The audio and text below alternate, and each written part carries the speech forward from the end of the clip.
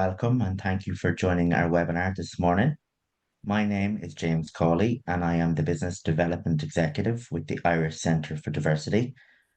To describe myself, I am a proud disabled white man. I have brown hair, a skin fade haircut, and I'm wearing a baby blue shirt. And I'm sitting in my powered wheelchair with a backdrop behind me saying Irish Centre for Diversity. As you all know, recently we held the National Diversity and Inclusion Awards to recognise and celebrate the valuable work being done to progress diversity and inclusion in Ireland. This webinar series has been devised to share insights and experience so that any learnings can be applied to your organisation or indeed to help with entering the next award cycle. Today's session focuses on the category of Diversity and Inclusion Leader and Emerging Leader. This award was proudly sponsored by AIB on the night. I'll shortly hand you over to the award sponsor, and then we will learn from some of our finalists and end with the award winner wrapping up within the hour. Just to say, the session has been recorded today and will be available on the Irish Centre for Diversity website on the events section of our website. Also, we're joined by Vanessa Keaton, our ISL interpreter this morning, and thanks to Vanessa for being here. Please share your comments in the chat function. We'd love to hear which organisations you're joining us from today. And everyone is on mute except the panel for this session. A packed schedule means that we won't have time for Q&A or questions and answers, but please post questions in the chat section and we'll share the answers with you at a later date along with the recording. It is important to mention that AIB, like other sponsors and the Irish Centre for Diversity, had no part in the judging process and couldn't enter the awards themselves.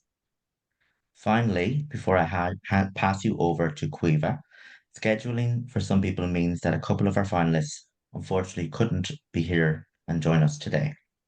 The first of these finalists is Emer O'Donovan, HR Business Partner with FBD. I want to say congrats to Emer, and the judges commented that Emer has been instrumental in taking FBD from being an organisation at the very beginning of its equality, diversity and inclusion journey to one which has in only 4 years been accredited with the Investors in Diversity Bronze and Silver and is now on the road to Gold accreditation. Again, well done to Emer. Another finalist, unfortunately not able to be here, is Maria O'Kelly from Vision Ireland. I just want to say a congrats to Maria. Maria is described as the driving force behind positive change, dedicated to equal opportunities and breaking down barriers for individuals with disabilities. Maria initiated a range of disability awareness and inclusivity programs, which in turn led to establishing accessible workplace facilities. Well done to Maria again. Now, it's enough from me, and without further ado, I'm very pleased to introduce our host for today's session, Caoimhe Scolard, Group Inclusion and Diversity Lead with AIB, who will lead a very engaging conversation. Caoimhe, over to you. Thank you, James, and good morning, everyone. As James has mentioned, I work in AIB. I'm working in AIB the last 9 years, where I am the Group Inclusion and Diversity Lead. It's my delight as such to be here facilitating a conversation today with our shortlists and finalist winner of the D&I Leader Emerging Leader Award.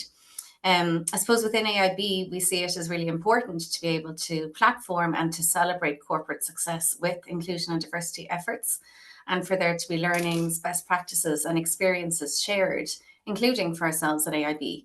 So for that reason, we're proud to be a sponsor for the 2nd year running at these awards that really celebrate the best of inclusion and diversity within Irish companies. In terms of giving you a sense of our own activity in this space, I suppose we've been on a dedicated inclusion and diversity journey for several years running now. Thanks to the commitment of our leadership team and indeed our employees collectively, we've made steady progress throughout the AIB group with inclusion and diversity. Progress that was recognised by the Irish Centre for Diversity when we actually became the first bank in Ireland to reach its gold accreditation standard back in September 2022. We really strive to be a leader of inclusion and diversity within AIB. We have a focus on what we call universal inclusion. And the idea behind that is that everyone has a different background. Everyone's differences should be respected, visible or invisible. Everyone should experience a sense of belonging, and everyone should be alert to exclusion and strive to be consciously inclusive. And within AIB, we really believe that everyone is a leader. So we have leaders of self, leaders of others, and then leaders of the business.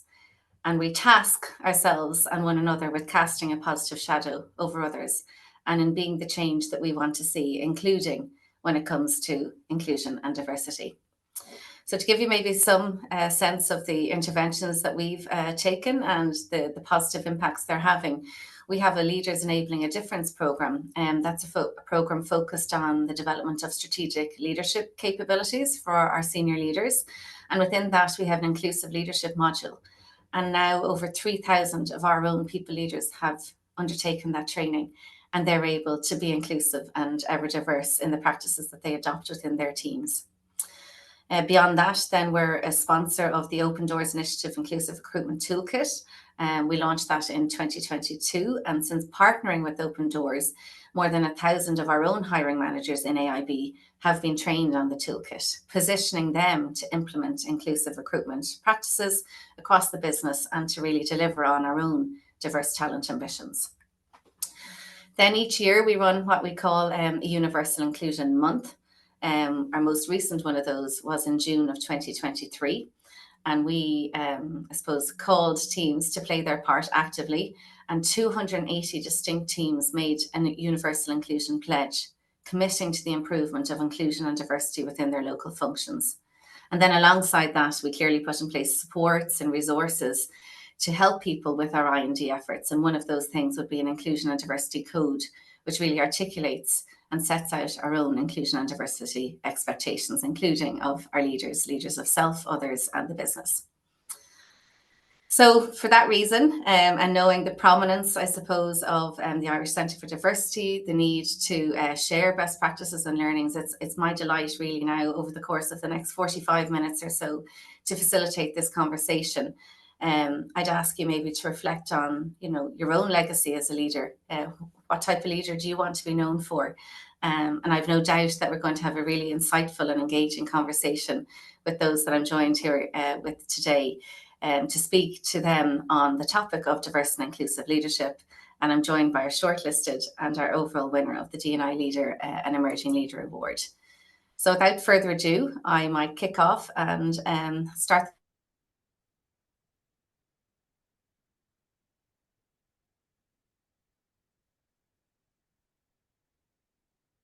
conversation with Martin. And as James has mentioned, we weren't part of the as much as you forward to hearing from Martin in terms of what he has to share with us on his own journey.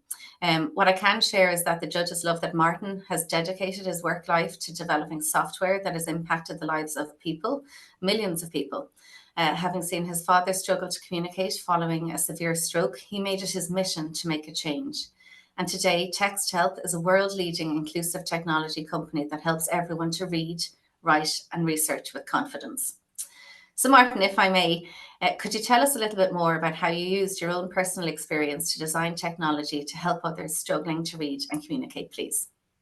Thank you, Caoimhe. First of all, to introduce myself, I'm a 53-year-old, very grey-haired white male with probably pretty obvious blue glasses. And like Caoimhe says, when I was 12 years old, my dad had a fairly severe stroke, and it was a left brain stroke. So he lost the ability to use his right arm and right leg, but he also lost the ability to speak and had some cognitive impairment. So at a pretty young age, I got exposed to physical disability and communications related disabilities and cognitive impairment. And it clearly had a pretty profound impact on me. It must have been at a formative stage in my life. And I ended up starting a business called Text Help, and we make software. What we say is everyone deserves the right to understand and be understood. And we make software to help people who have various difficulties. Over the last 25 years, we've mainly been focusing on neurodiverse conditions like dyslexia and ADHD and so on. But previously, when I started the business, I was focused on people with physical disabilities like stroke, motor neuron disease, and cerebral palsy. So we make software to help people understand and be understood. We've got about 350 people in the business now. We're actually global. About half of our business is in the US. Our software is used in 20% of schools in the US, but it's also used very widely in Sweden, Denmark, Norway, Ireland, the UK, and we've got an office in Australia. Very pleased to have been able to positively impact. We've had about 60 million kids with dyslexia using our software, and we've also made some software for websites to make websites more accessible for people with who struggle with cognitive load, and that has been used by about 200 million people so far. We've got a really big, hairy goal to try to positively impact the literacy and understanding of 1 billion people by 2030. So I've got a little bit more to do, and you know, I'm very passionate about trying to get some work done in Latin America and also in Africa and India. And a lot of my efforts there are kind of working with the United Nations to influence global special education policies, so that as kind of these nations develop and their education systems become professionalized and more mature, that special education and inclusion policy is baked in, and that is kind of like an inclusion first approach. And I'm actually very proud also to be working in Ireland with both the Northern Ireland Education Agency and the NCSE in the south around influencing special education policy. There's an initiative going on in Ireland now around universal design for learning. And the idea behind universal design for learning is that we design the education experience to be inclusive, and so that we can have as many kids as possible in the same inclusive classroom with an inclusive curriculum. And you know, at Textile at Work, we work hard on inclusion. We've got seven ERGs. We've just got big enough, I think, in the last few years to have some ERGs. So we've got 7 ERGs trying to bring some lived experience into the business and help people, you know, have a broader and more inclusive view. And I would say that's a pretty good summary of where I'm at now. It's brilliant, Martin. Thanks for the overview. And it's really commendable, as you say, to take an inclusion first approach, and it's what we need more of. And I love your tagline there in the background. And for those that may not be able to see it, it's text help from literacy to life.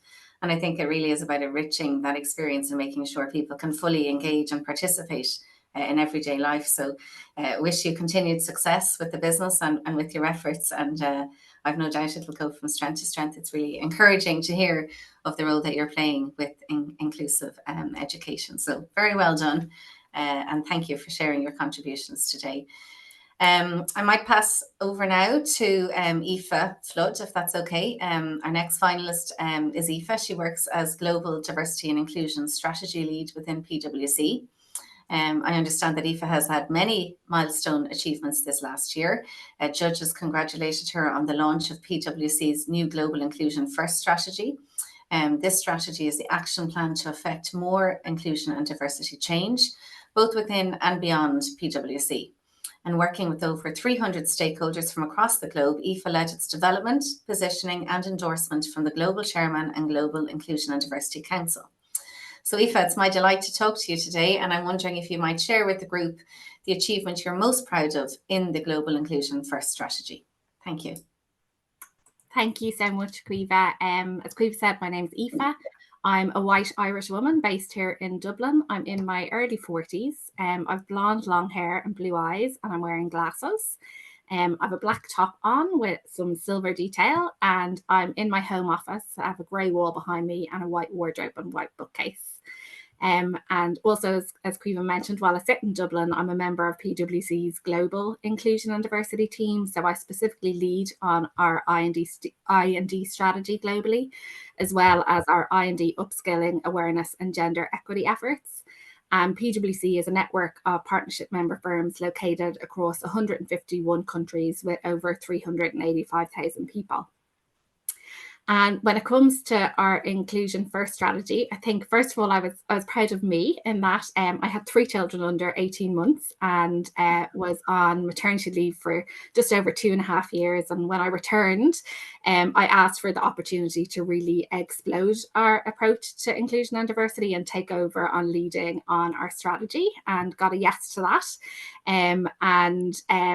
The result of that was launching our Global Inclusion First strategy late 2022. Okay. So there's lots of things that I'm proud of, but I'm going to hit on 5 of them today. And I think firstly, it's the link to our business strategy. So our Inclusion First strategy is very much positioned as a critical enabler of our business strategy, which is called the New Equation. And in a nutshell, we know the success of our strategy is hinged upon us building a more diverse, multidisciplinary talent pool with different skills, experiences, and perspectives.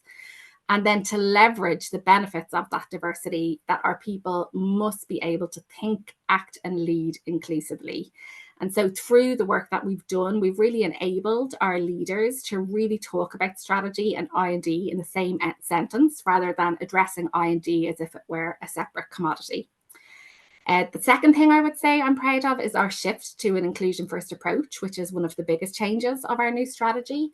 And there were 10 strategic business imperatives for why we shifted to that approach, and that puts inclusion very much at the forefront of what we do, which I don't have time to delve into today, but what I will do is highlight what our inclusion first approach is. And ultimately, it's centered on fostering a community of inclusive solvers equipped with the human skills and behaviours needed to harness the power of diversity, so that we're collectively empowered to build trust and deliver sustained outcomes. And our inclusion first approach recognises a dual approach to fostering inclusion via a focus on both systems and behaviours.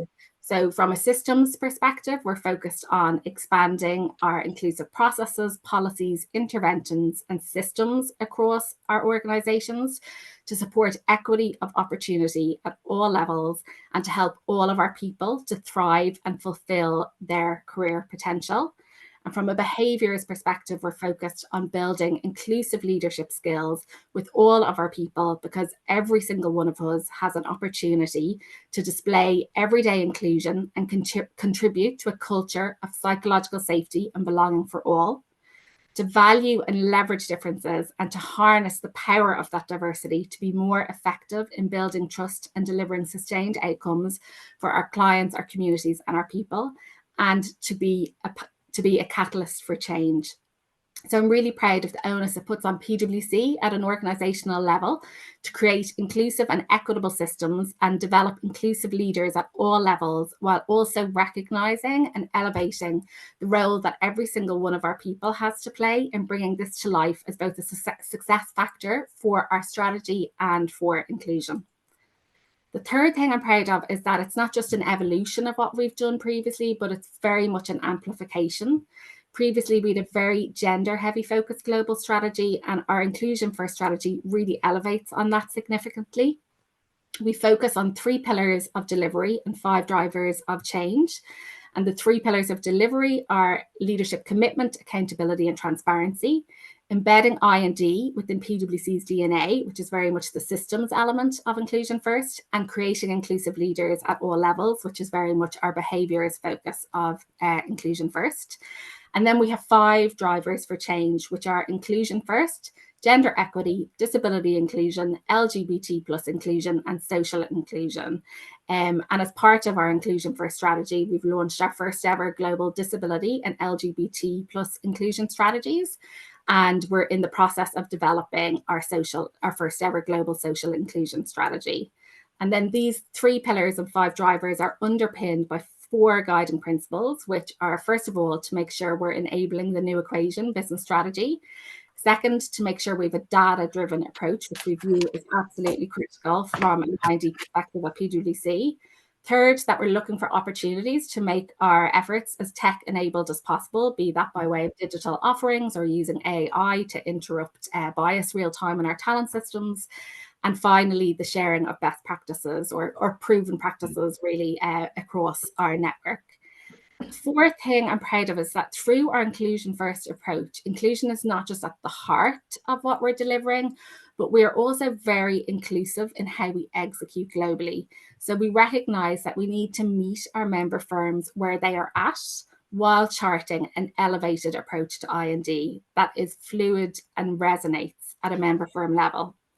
So really recognizing the nuances in culture and that diversity priorities and maturity look very different across the world, and that we're not falling into a trap of telling member firms exactly what they need to do or trying to push out a global approach that could potentially be overtly US or Western centric or not resonate wherever our member firms are in the world.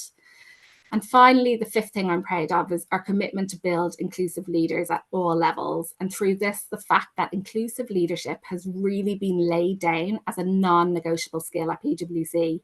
And through that, we've committed to an extensive global upskilling commitment in this regard. The first part of that is that we've launched our Inclusive Mindset Badge, which is an 11-hour self-paced digital learning experience with interpersonal connection exercises embedded. And already over 150,000 of our people across 140 countries are engaged in this learning.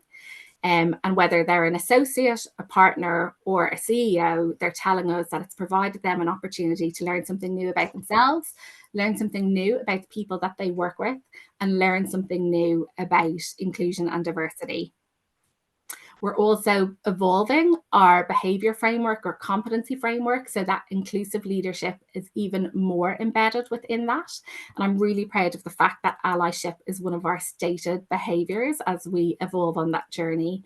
And our next step of our global upskilling journey is that we're close to finalizing 3 global state-of-the-art learning simulations focused on psychological safety, inclusive teaming, and allyship, which are really centered on going beyond knowledge and mindset building to really developing demonstratable skills in these areas with all of our people at all levels, so that all our people can lead inclusively every day.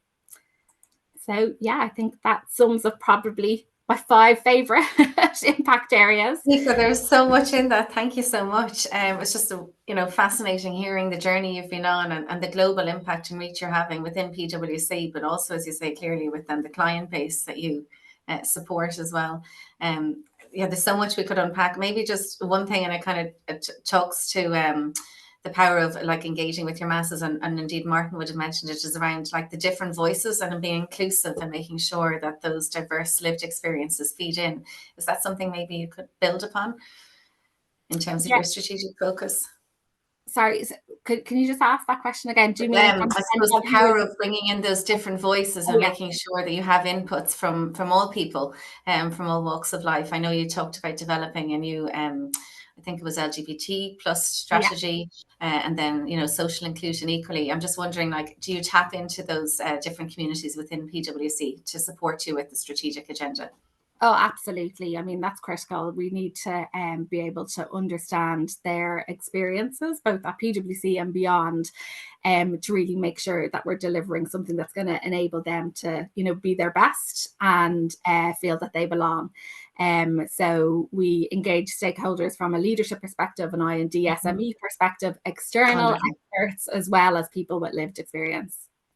That's great. It's really encouraging, and I think it's just for anyone listening today to know that we can't be expected to have all the answers ourselves, but we need to tap into the diverse talent pools that are within our company and indeed in the market and in society to help guide and shape our focus to make sure that we're being ever inclusive and ever diverse. So thank you, Aoife, for sharing so generously, and it's really wonderful to hear of all the great strides the PwC are making. So well done to you and the team.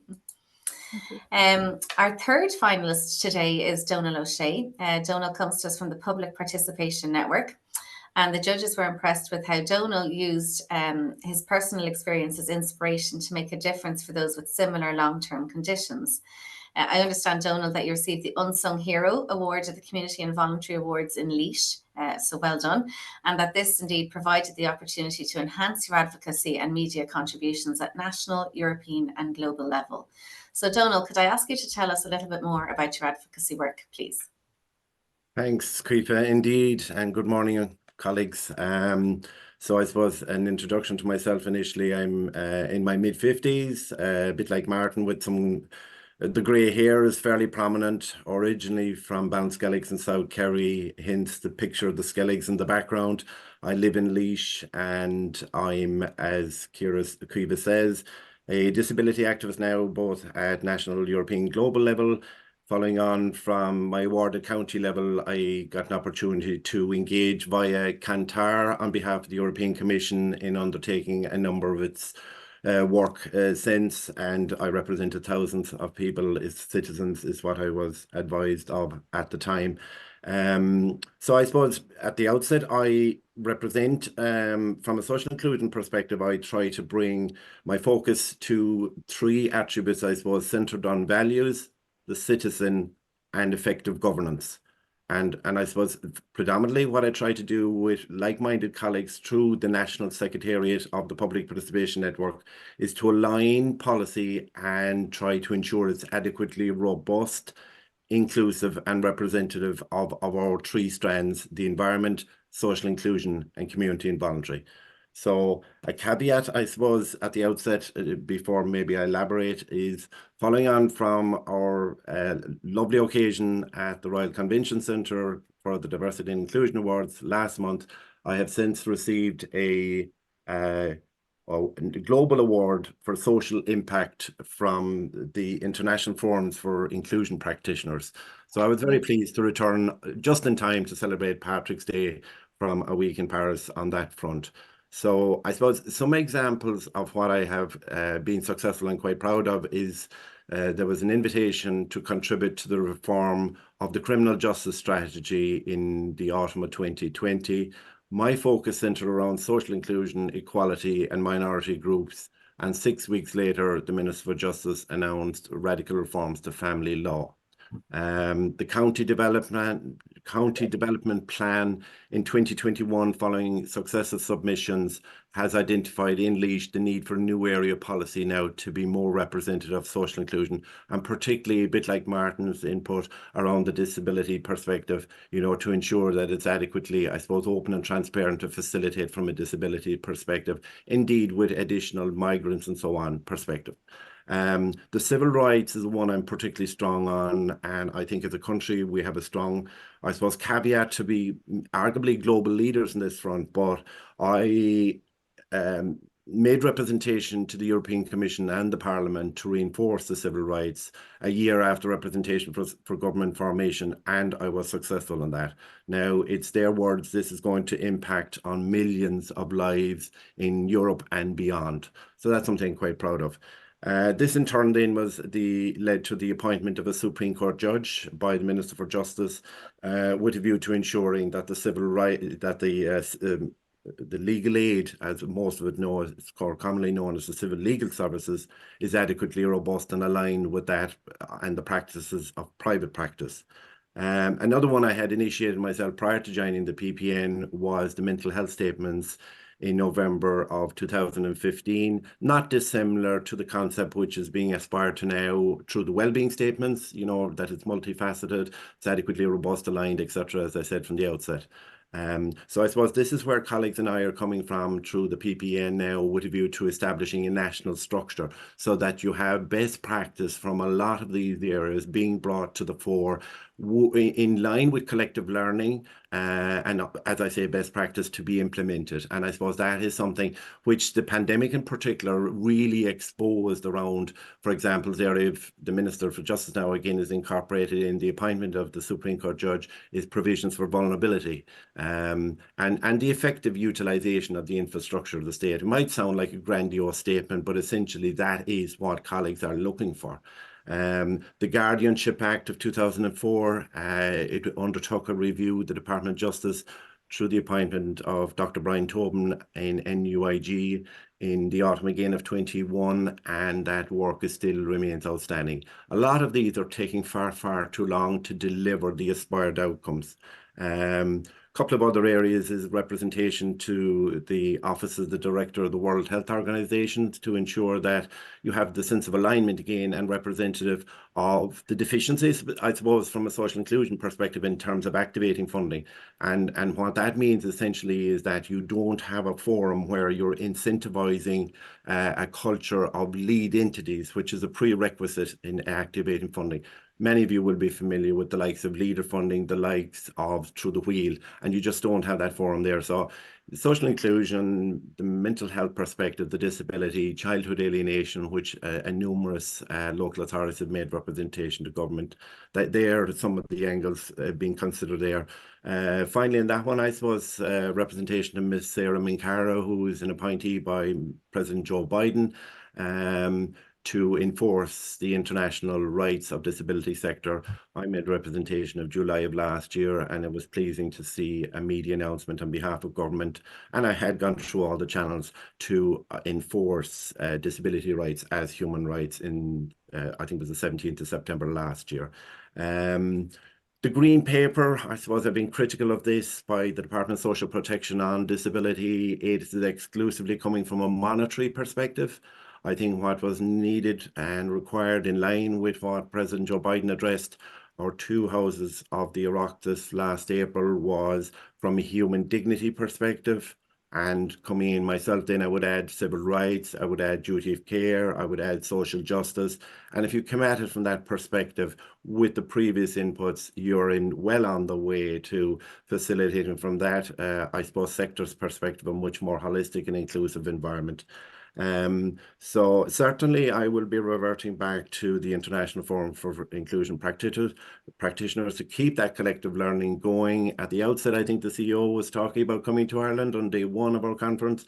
By day 3, he was much more inclined, I think, to maybe go to Europe and see that it's much more, I suppose, comprehensive and much more aligned coming from that perspective in the sense of inputs. And in fairness to the Europe, like, they have undertaken an awful lot of work around the likes of the Dialogues on the Future of Europe, which covered disability inclusion, gender equality, youth democracy, migrant and the rural communities. So I suppose in conclusion, Caoimhe, the way I adopt and approach this work is very much from it's a mindset perspective. It's a mindset to ensure that all the relevant stakeholders are coming from a sense of prioritization, from a values perspective, with the appropriate alignment and cohesion to deliver effective outcomes.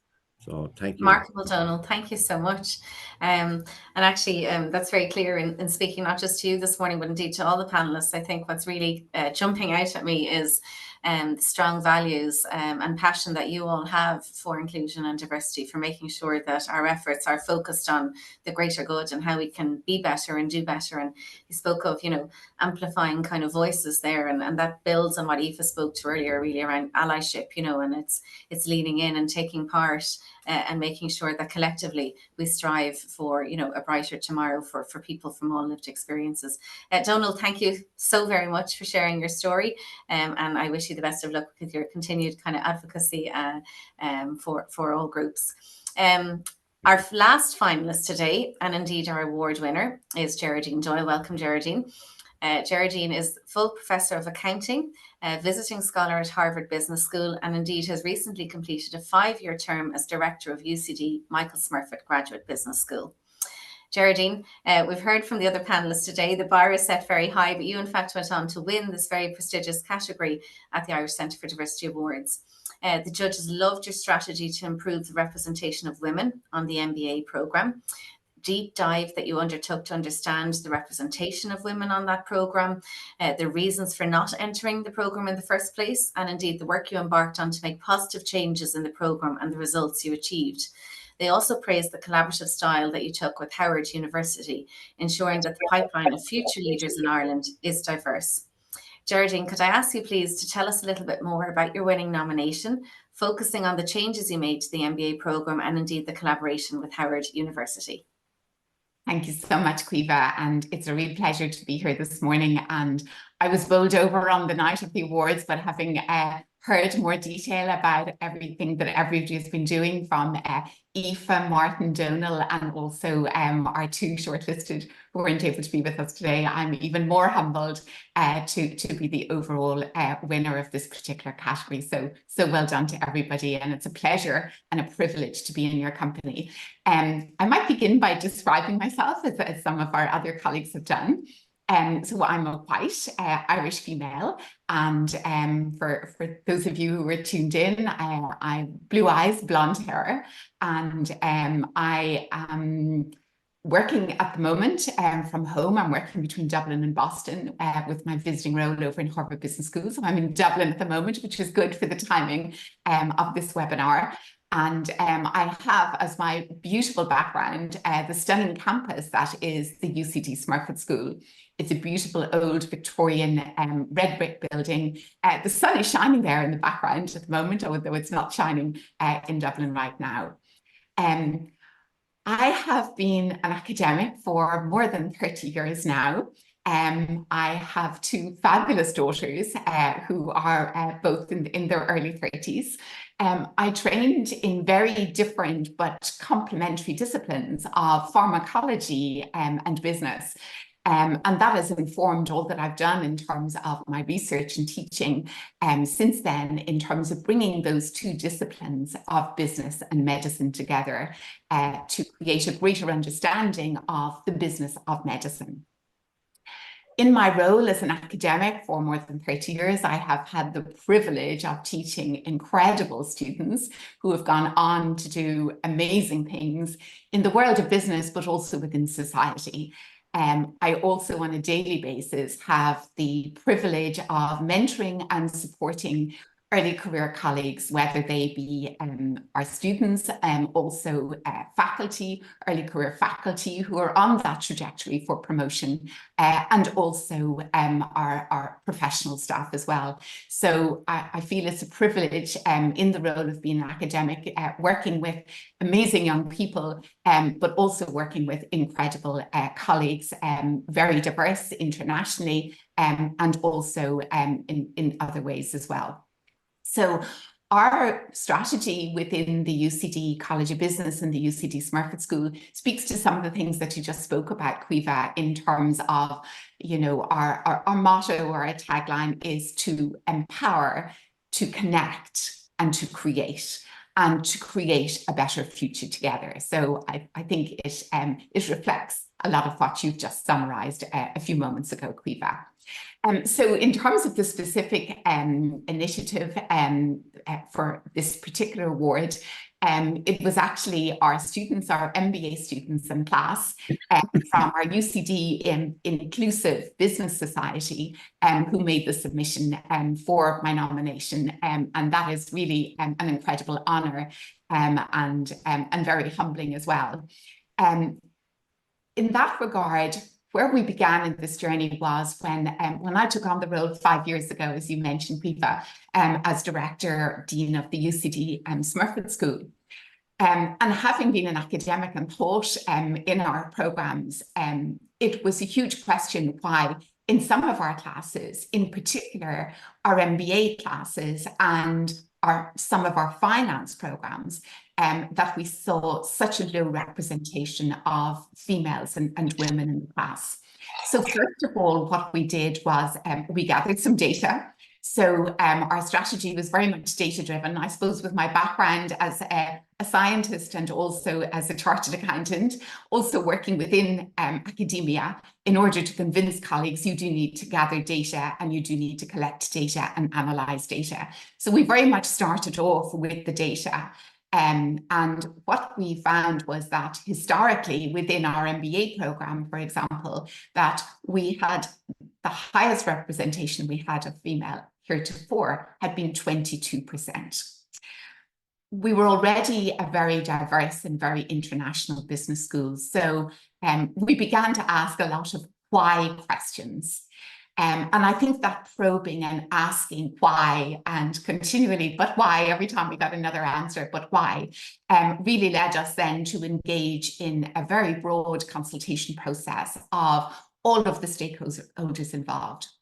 So we consulted and we spoke and we collected data from current students, from former students, so many of our alumni, and also indeed very important to capture information from people who had not yet undertaken an MBA program. So for example, people who were applying or thinking of applying to the MBA program, so potential students, in terms of, what were some of those challenges and the barriers that they had experienced or they could foresee in taking on such a challenging program. And three things emerged from that. One was self-confidence, and the second was time, because many people are, they're very busy in their professional lives, very busy also in their professional lives. Also, people taking on an MBA program are often at that time in their lives, in terms of the life course, where they are progressing in terms of their career. They're also getting married, having children, they're at that stage of their lives. And so all of these coming together means that time was really of the essence, and that was a huge consideration. Cost was also a huge issue, because also you're at that time of your life when you're taking on financial responsibilities, such as a mortgage and, and other types of loans as well. So cost was a huge issue.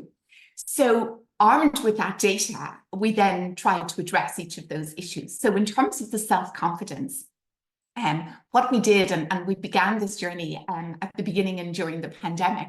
So we hosted many a webinar, like the webinar that we're hosting this morning, but many webinars of role models of women who had previously studied on the MBA program and had been on to be hugely successful.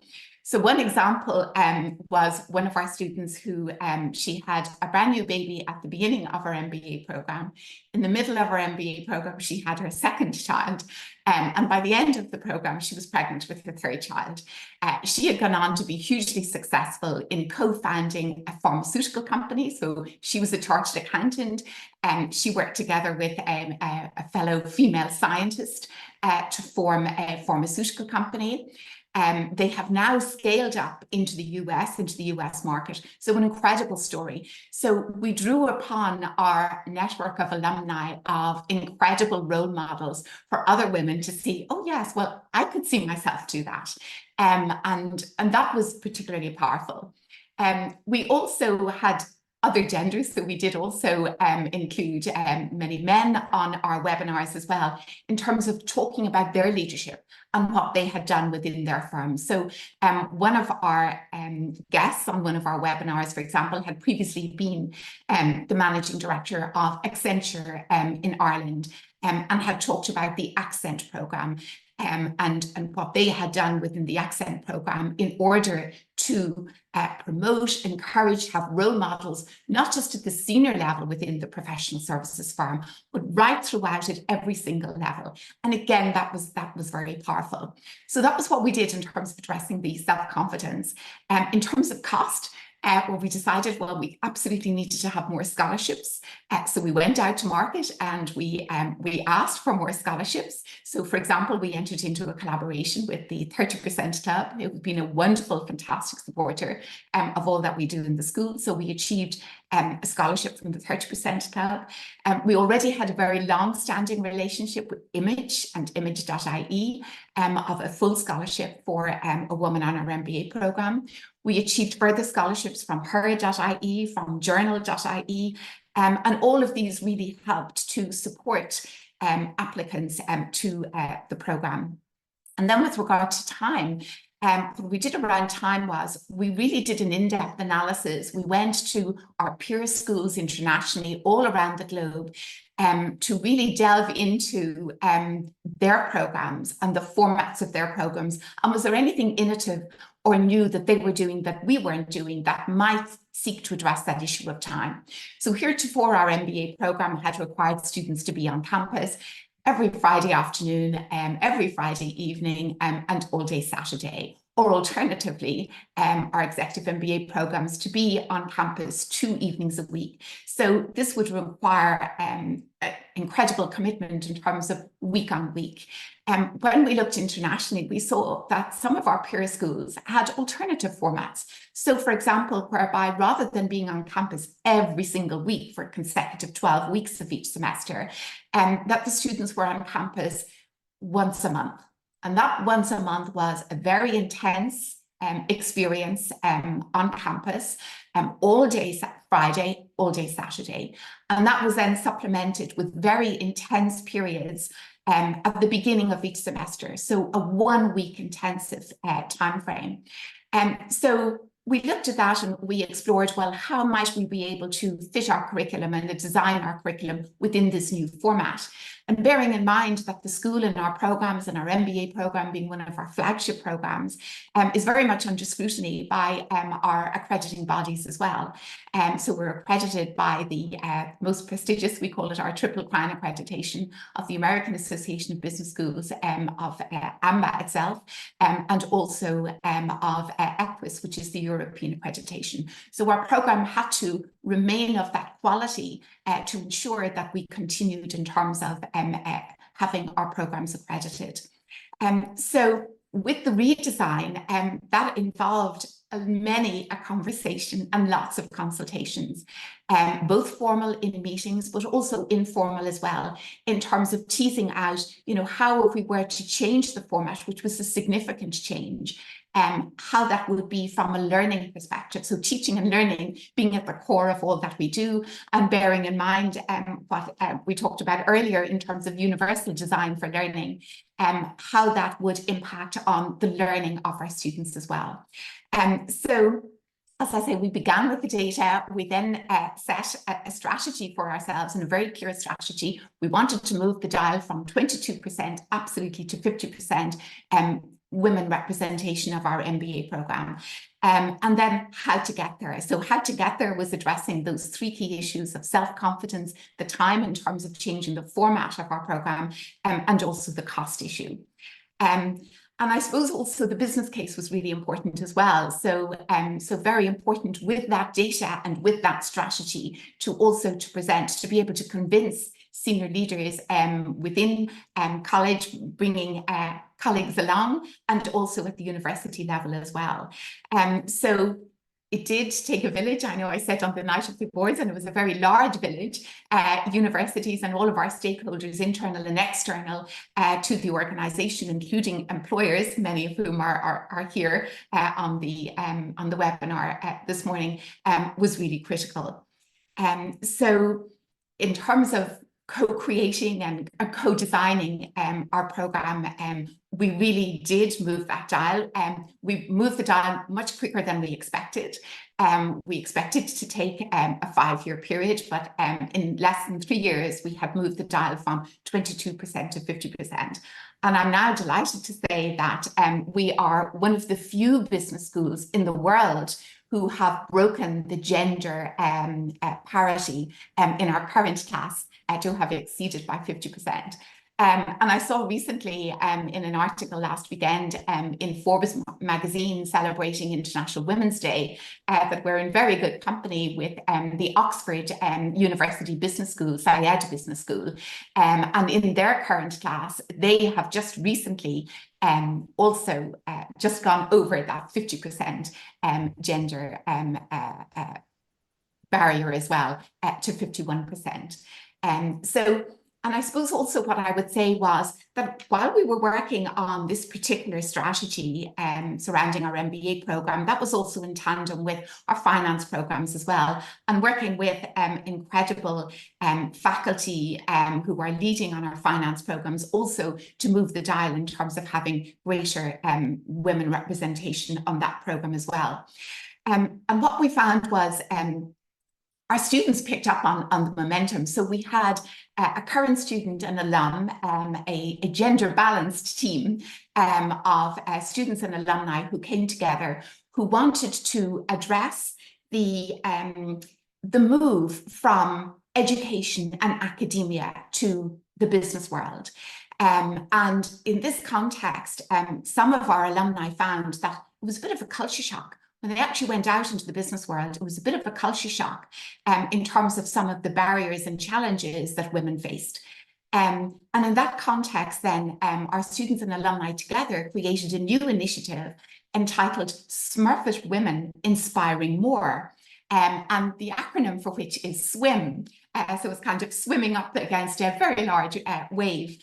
And the objective there was they wanted to share their experiences of moving into the workplace from education and academia, and to prepare students to have the knowledge and to have the competencies to be able to address any of those challenges or barriers that they face surrounding not only gender, but also other areas of diversity as well.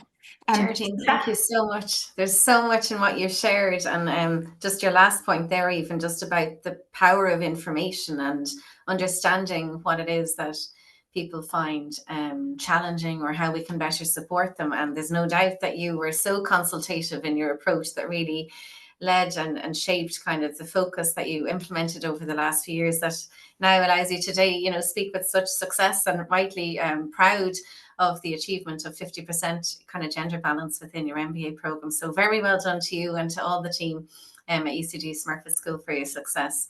I'm just conscious of time. If it's okay, I might just kind of try and summarize as only I can do so much of the wisdom and the insights that was shared this morning. And certainly as I sit here reflecting on my own leadership kind of capabilities and how we can, as organizations and as leaders, be ever inclusive and diverse, there's definitely a few things that, you know, each of you have spoken to that I'll try and kind of summarize now. Really, I think it's important to be intentional in our focus, you know, to set a strategic agenda of why we should be ever inclusive and diverse, and maybe to hone in on some key areas of focus. So whether it's gender or LGBTQ inclusion or social inclusion, I was spoken to by some of the panelists. And then it's to really like articulate that business case and make sure that people understand the why of investing in it, that it's the right thing to do for colleagues, for society, but also that there is, you know, a business imperative to do this. I think equally it's really important to think bigger than the individual behaviours that each of us can adopt. They're critical clearly in driving positive change, but it's about, as you've all so kindly shared this morning, our policies, our procedures, the way we integrate inclusion and diversity into our work and make it part of the business focus as opposed to it being an afterthought. I think the power of data was spoken to as well very eloquently, of being curious, of asking questions and unpacking kind of the as-is situation, and then setting a North Star or a focus for a brighter tomorrow that is going to be increasingly diverse and increasingly inclusive. So questions like why or how or who can we involve in our focus is really, really important. And it's to not shy away, I suppose, from understanding where we're at and then agreeing what it is that we can focus on, and the power of role models as we go on that journey, and really holding up the exemplars that can kind of be beacons for us all in terms of guiding the focus and making sure that we're better. The power of allies, of having all genders and all levels of colleagues included in the journey. And indeed, allies, you know, can come in the form of partnerships as well, as some of you have spoken to. It's about teaming up with others. And I know as an inclusion and diversity colleague myself, you know, I'm only too happy to share my own experiences. And I find that, you know, those in my network do similar. So don't be shy if you're keen to be, you know, inclusive, be diverse. If you want to get on that journey, just get started and know that there's great learning that will come from others, and people are only too happy to share. They're very generous in their approach. So look, I've left today with lots of insight from all of you. I really want to again congratulate you all on your success. So to Martin, to Donal, to Aoife, to Geraldine as our overall winner, and indeed to the two who couldn't make it today, but had great success in being shortlisted. Very, very well done. And indeed to the Irish Centre for Diversity for platforming the success that is being made with inclusion and diversity and the strides that we can all make. A sincere thank you. I think it's truly wonderful. And thank you very much. Thanks, everyone. I just want to say before we end, a big thank you to Caoimhe, a big thank you to our finalists and to our award winner, and of course to our ISL interpreter for keeping up with our very fast pace. So thanks so much to Vanessa also. And also just to say as well, if we can help in their Centre for Diversity on your D&I journey, please feel free to contact us through our website. That's www.irishcenterfordiversity.ie. And don't forget to register for our webinar coming up, and also to view our other recordings, which will be available shortly. Thanks so much, everyone, and have a great day. Thank you, James. Thank you, everyone. Thank you. David, thanks.